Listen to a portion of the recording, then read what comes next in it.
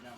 Agreed. I don't want to use the word carried, but they did a lot in the first 2 rounds. That second line creating offense, when maybe that Aho Svetch line was a little bit, I don't want to, they weren't scoring, right? They weren't providing that offense that we often expect. And when we talk about this forecheck and what they've been able to do as far as suffocate this Montreal team, especially on the back end, it's not just the forwards. If there's one thing that Montreal can try to do tonight, it's prevent against the defensemen from jumping down and keeping plays alive in the offensive zone, boys. We've been singing the praise of Keandre Miller, the Goss Bears, and what they've been doing on the weak side in order to keep plays alive and keep that cycle and keep that ozone time at a premium.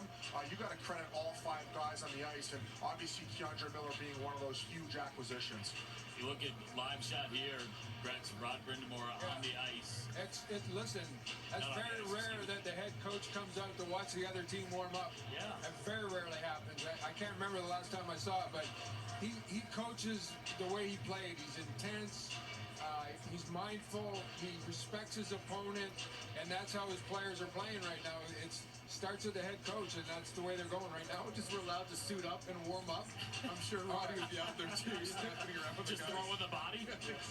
I saw him the other day, and I gave him a little pat, and I said, "My gosh, you can still play." He's in incredible shape.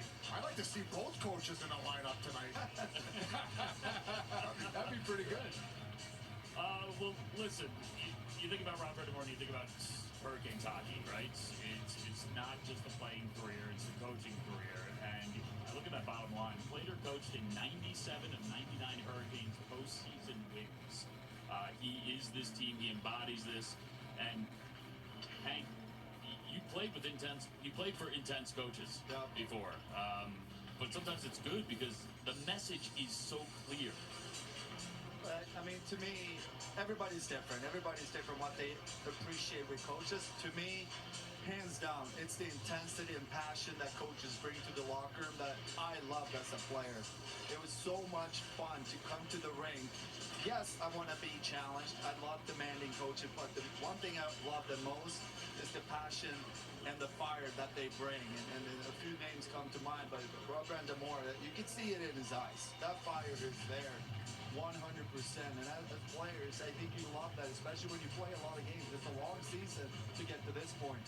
And I think it comes down to respect and the fact that, when you're a coach and you're asking your players to do things, it's nothing that he wouldn't have done himself, right? So they just have that immense amount of respect, and year over year he brings it and continues to strive for greatness, and the players follow. So it's been fun to watch this journey, boys, and they're one more game, and they got a home game to close us out to go to the Stanley Cup Finals for the first time in the last 20 years. Some of the best coaches I played for are part strategist, part psychologist. So you have to know which one of your players you can really kick in the rear end and which players to back off from. Now, you can't be a coach going 100 miles an hour all the time because eventually guys will tune you out. I think Marty and Rod have a great feel for the room spreads. They know exactly when to pick up the pace a little bit and when to back off and give the guys a bit of a break. Yeah, there's no question about it. There's continuity within the organizations. Management of both teams, they trust their head coach, and the players trust their head coach. So, like you guys said, you couldn't say it any better. They're so well respected by their players that they want to go through the wall for them. Up 3-1 here in Carolina. It's a bit of a party atmosphere. They're hoping for a celebration tonight, hoping to see their team win and advance to the Stanley Cup Final. Of course, it's Montreal looking to play spoilers. We'll focus on them when we return after this.